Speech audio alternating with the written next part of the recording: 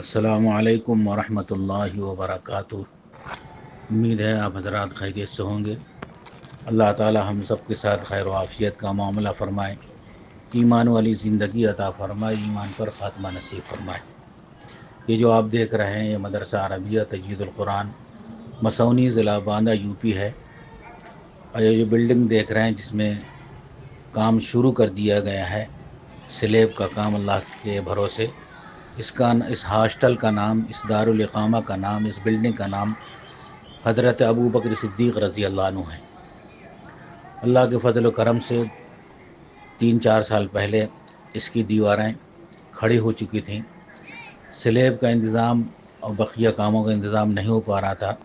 کچھ احباب نے تھوڑی بہت رقم دی بھی تھی الحمدللہ، لیکن تھوڑی بہت رقم سے میرے علم کے اعتبار سے 3-3.5 لاکھ کچھ آیا تھا، اس اعتبار سے کچھ کام نہیں ہو پا رہا تھا۔ پھر بھی ہم نے اللہ کا نام لے کر کے اللہ بھروسے اس کام کو شروع کر دیا۔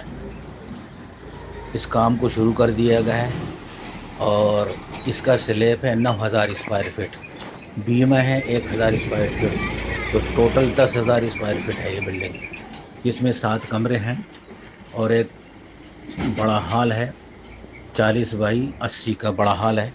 اس میں لائبریری بھی رہے گی، اور ہال میں بچوں کے پروگرام ہوں گے، اور جو ہال ہے وہ جو کمرے ہیں اس میں عربی کے طلباء کا قرآن حدیث کا درس ہوگا۔